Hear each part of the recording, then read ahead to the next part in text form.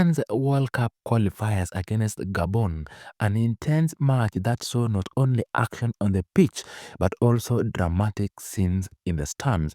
One of the biggest talking points of the day was the chaotic ejection of Mumia's East Member of Parliament Peter Salasya from Nyayo Stadium. The vocal legislator, who was among the thousands of Kenyans attending the high-stake match, found himself at the center of heated altercation with a section of the crowd. The situation quickly escalated, forcing him to leave the stadium in a dramatic and tense moment that was captured in a video. From the footage, Salasya can be seen surrounded by an irritated group of fans who aggressively shove him towards the stadium exit. Some supporters appear to be cheering, while others even attempt to strike him. At one point, an object believed to be a plastic container is hurled in his direction. As the chaotic spill over the parking lot, more fans gathered around the lawmaker, demanding that he leave the premises. While the exact reason of the hostility remained unclear, section of the crowd could be heard chanting "Respect the President," all respect the President and Raila Odinga, suggesting that Salasya's remarks or action regarding President Ruto and Raila Odinga may have triggered the backlash. President Ruto had earlier attended the World Rally Championship in Naivasha, arrived at Nyayo shortly before kickoff, drawing cheers from the crowd. However, just minutes later the situation unfolded, raising speculation that is what may be politically motivated. Salasya later took to his social media, where he seemingly downplayed the incident in a cryptic post. He stated that, as I quote, "I didn't want to commit blood in my hands. I had option, but I chose peace." And they judge. And what happened yesterday, it was a planned thing. It was a planned game. I remember I was the one who told the people to come to Nyayo. I made a statement, even before any leader made a statement, that on Sunday, that let us all be there. They took advantage because they knew I would definitely come, because I'm not a coward at all. And yesterday, because I know football, it's a game that brings people together, whereby people with different ideologies, we put aside and we come as a nation called Kenya. And that is why I didn't come there with anyone. I didn't come with my bodyguard. I didn't arm myself. I was helpless. I was like with just a friend who just came with me along, tagged me along. And when the moment I entered, it is something that was planned. And there is a person, they started warning me at the gate. Then when I went, they started like, there is one guy who was following me everywhere I go. I went up to the VIP, he's following me. And even when you check that video, it was just like about 10 guys or so. And they can be known, because if it is something that was organic or not planned or natural, somebody will insult you there, he leaves you, maybe you meet with other people, they insult you, but they are moving. But you see like the guy with, there's another guy even who has bragged on TikTok, wherever, and I saw him, he was there. And even there was another one, number 7, Chokora Musafi, I don't know, somebody of the sort. And you see, you could mark this guy, he went with me from all the way up to the time I was kicked out by them. The good thing is that I was having options. And the option that I was having was very deadly. Maybe we could be telling other stories today. Number 1, I could have decided to go eat because of my life. I could have decided to go, and even that game could have been postponed. I could have gone even to the pitch and go and sit in the middle of the pitch. It was one option, by the way, I was having.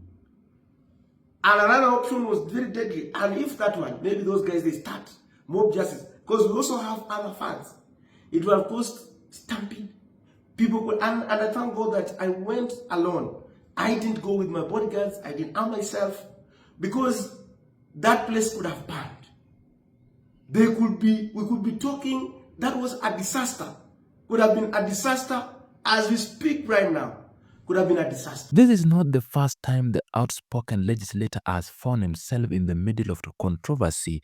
Known for his strong political views and fiery remarks, Salasya has often been at odds with various factions, and today's incident adds another chapter to his eventful political career. The drama surrounding Salasya was not only a chaotic event at Nyayo Stadium, as hundreds of eager fans, frustrated by long queues, breached security barrier to gain access to the match. In astonishing scenes, the section of supporters brought down one of the stadium gates, pushing past overwhelmed security personnel. With a sold-out stadium and inadequate ticket scanning points, tensions were high as supporters who had legally purchased tickets found themselves stuck in a long line.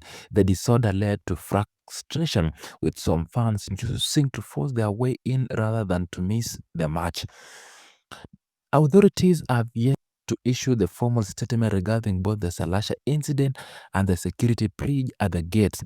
However, many are calling for an urgent review of the stadium security measures to ensure better crowd control in the future. With the Kenya versus Gabon match now over, all eyes will be on how authorities will handle the security concerns raised today. Will not see the stricter measures in the future coming games. I want to address the Luo nation. Number one, it's very unfortunate kwamba there is some characters within the Luo nation ambao wanaona kwamba Raila Odinga's opinion is always the best. It is very wrong kwamba, and this makes me beg the question, vitu imefanyika kwa Peter Salasya leo. A section of the Luo nation attacking an honorable member of parliament simply because he's calling out Raila Odinga for the things Raila Odinga is doing. It is not lost on us kwamba the Luo nation, are they fighting for liberation or what are they fighting for? One house. Because the thing is this, in wakati ya Jaramogi, Luo nation was with Kenyatta, lakini wakati Jaramogi alikosana na Kenyatta, Luo nation wakaona Kenyatta ni mbaya. Moi alikuwa mtu mbaya, lakini wakati Raila alijoin Moi akakuwa mtu mzuri. Kibaki akakuwa mtu mbaya, lakini wakati Raila alijoin Kibaki akakuwa mtu mzuri. Uhuru Kenyatta was a drunk man. That is what the Luos were telling us. That's what Raila was telling us. When he joined him, Uhuru became my brother. William Ruto wamekuwa kimuita mwizi, makanga mwizi wakati alikuwa deputy president. Wakati Raila amemjoin amekuwa mzuri.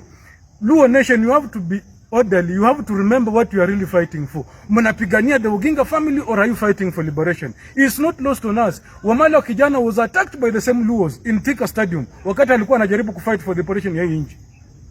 We are angry because what a section of the Luo people are doing it wrongly. I don't know if I have to call because haiwezekani kwamba wale Wajaluo walichukia Kenyatta ndio wale Wajaluo wako saizi. Wale Wajaluo walipiga Wamala wa kijana Thika Stadium ndio wale Wajaluo wako.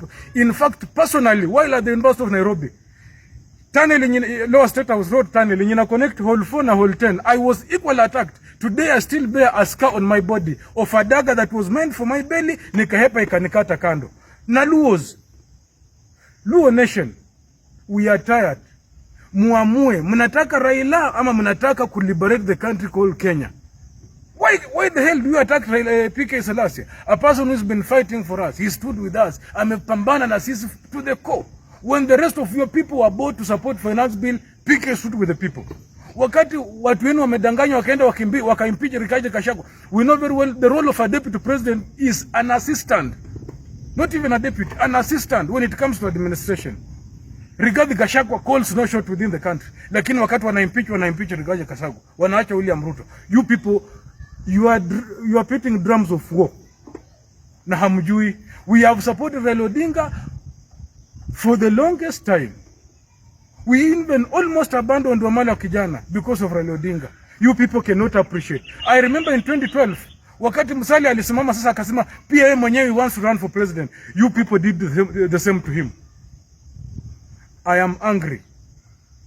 The Luo nation is equally becoming angry. You cannot attack a young leader like that simply because he's calling out Raila Odinga.